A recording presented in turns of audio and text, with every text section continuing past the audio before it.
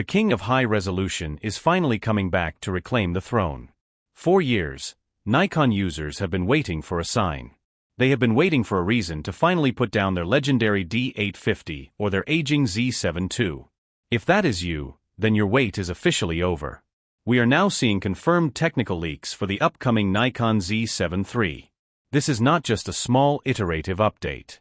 This is a 67 megapixel monster that is about to change everything we know about full-frame photography. This camera is Nikon's strategic plan to take back the professional crown from Sony and Canon. It is built from the ground up for landscape photographers, studio artists, and commercial professionals. These are the people who care about every single pixel. For a long time, it felt like the Z7 line was being forgotten.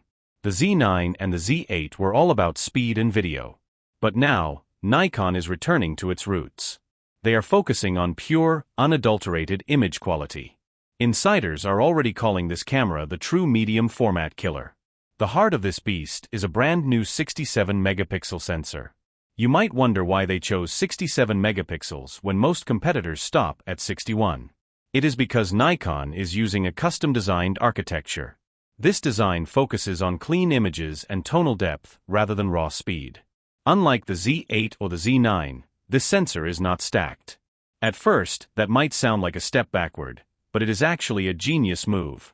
By using a non-stacked design, Nikon can reach an incredible 15.5 stops of dynamic range.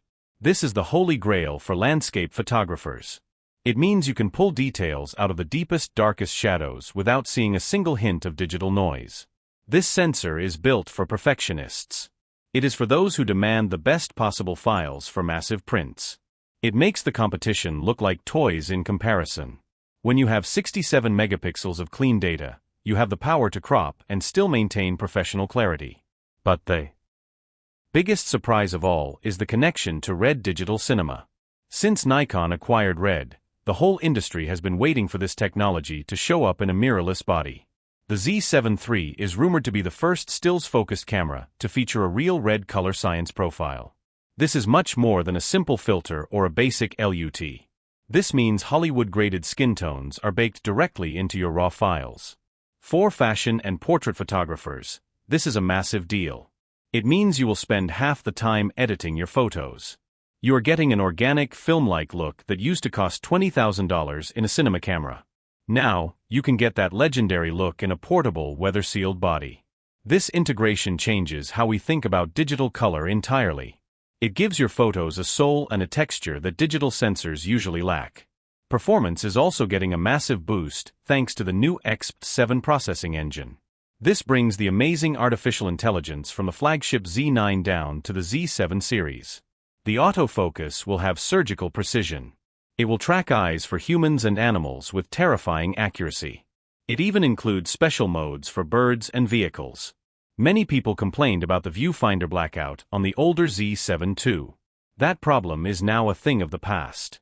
The new processor and buffer provide a virtually blackout-free experience. You can shoot 14-bit RAW files at up to 15 frames per second. That is plenty of speed for portraits, fashion, and even some action. Nikon is not trying to win a speed race with this camera, they are trying to win the quality race. They want every frame to be a masterpiece. Nikon is also fixing the hardware based on professional feedback. The Z7 III will feature a 5.76 million dot viewfinder. The refresh rate is so smooth that you will forget you are looking at an electronic screen. It will feel more like an optical viewfinder than ever before. But the best hardware upgrade is the rear display. Nikon is using a 4-axis tilting screen. This is a very important distinction. Many professional photographers dislike fully articulating screens because they swing out to the side. A 4-axis screen stays behind the camera.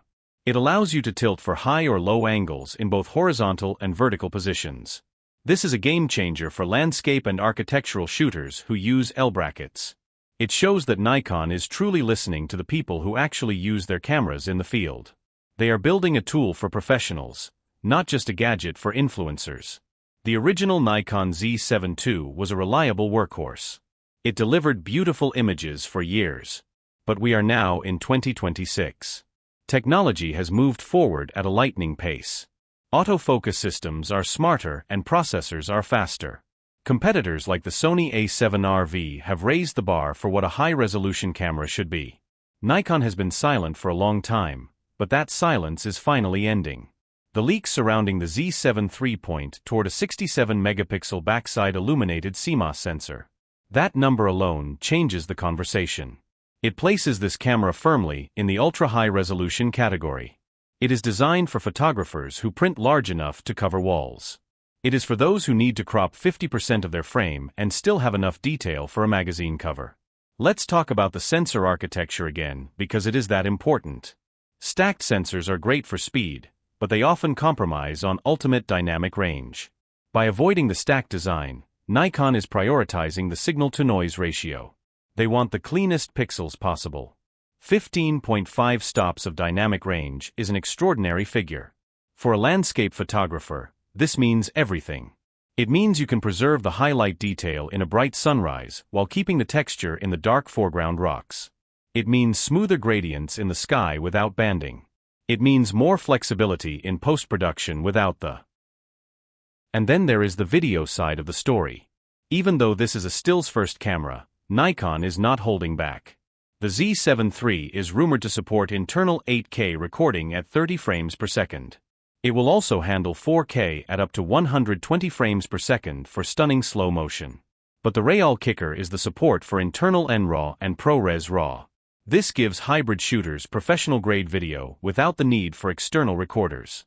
You can go from shooting a 67-megapixel landscape to a high-end commercial video with a single flip of a switch. All of this is housed in a weather-sealed magnesium alloy body that is built to survive the harshest environments on Earth. When you compare this to the Nikon Z8, the positioning becomes very clear. The Z8 is the speed king. It is built for weddings, wildlife, and sports. It is a hybrid powerhouse. But the Z7 III is the artist's tool. It is for the person who wants the highest level of detail possible.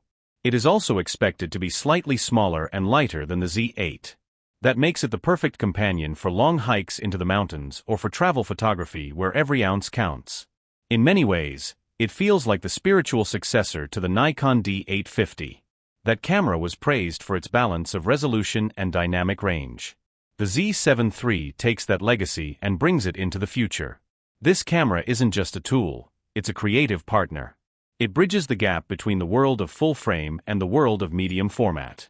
If you are a landscape, studio, or commercial photographer, this is likely the only camera you will ever need for the next decade. It is a bold, confident move from Nikon, and it proves they are still the leaders in optical excellence. The king is back, and it's wearing a 67-megapixel crown. If you like the video, subscribe to the channel right now. Share this video with your fellow photographers and hit the bell icon so you never miss an update on the latest camera leaks and tech news.